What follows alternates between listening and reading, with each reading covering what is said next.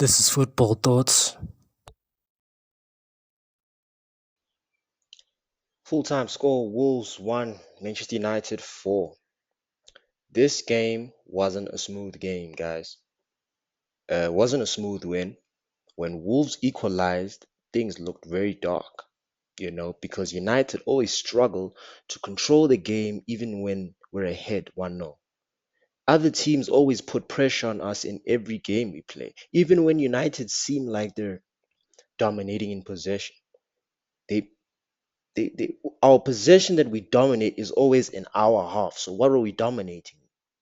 We're never dominating position in the other team's half, threatening, their space and their half space. We're always one bad pass away from getting hit in transition, looking very vulnerable defensively. Because why? We put six attacking players up front.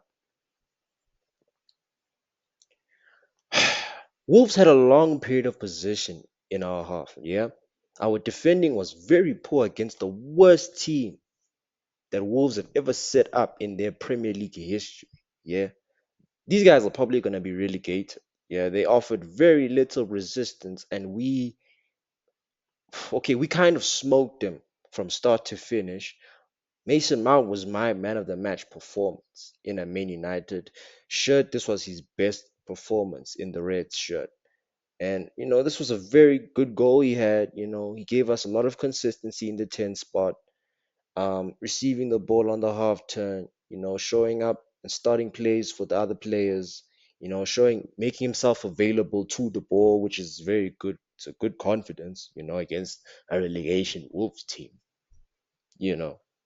But it's it's it's it's not going to be consistent enough for me because I just don't think Mount is that guy for me. I really just don't think so. And Bruno got the assist, was a great assist, very good well as it was very good goal as well, and I just hope the manager don't insist on starting Mason Mount over Brian Mbeumo because of this performance. And Bruno got the goal and the assist, but against teams like Wolves, you're gonna see the best Bruno because he can be a part of the attacking six in the counter. But then against teams like Arsenal, against teams like West Ham from last week, he doesn't produce anything. He's a very weird player. But Mazarawi had a good game. Aiden Heaven had a big improvement since his last start. You know, Cunha had an assist, but I believe we're not seeing the best of him in the system, right? Ahmad was very poor today, and this season especially, he's not been his best. And I don't know whether he's maybe playing around good players like Cunha and Brian, but it seems like last season he was the only good player in our attacking half. He kind of took the team at the scruff of the neck and carried us, on his back.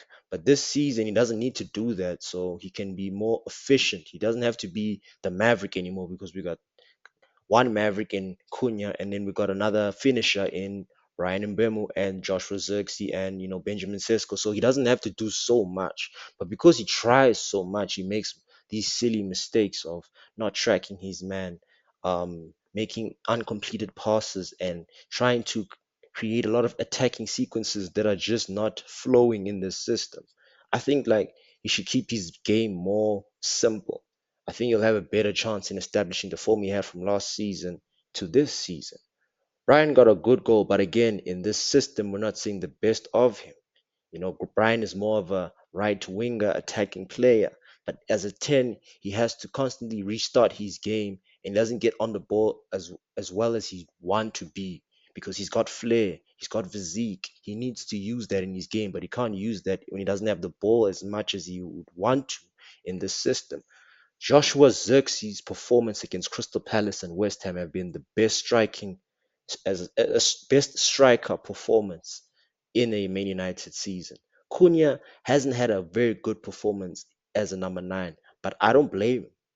Bruno Fernandes is the reason why Cunha can't play his style of football. Let me explain. Matis Cunha is great at being a creative maverick, creating plays in the half spaces. And Bruno is always occupying the same spaces in the system. So now these players are constantly bumping into each other and they're both playing the same style.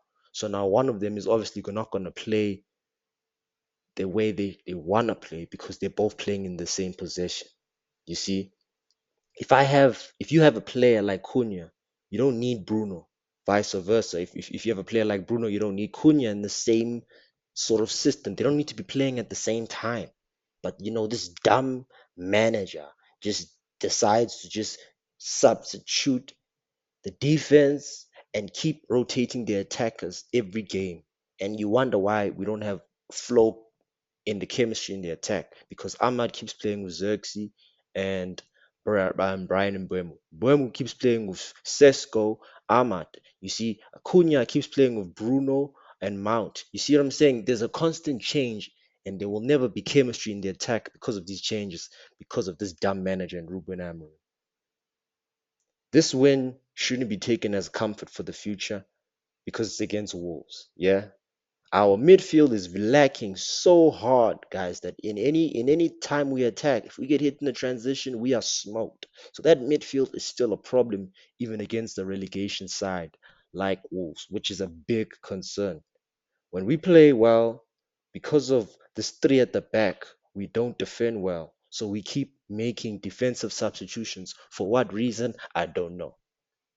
That's just this jarhead crackhead of a manager just making these weird decisions. But he's got a football license, so who should I say?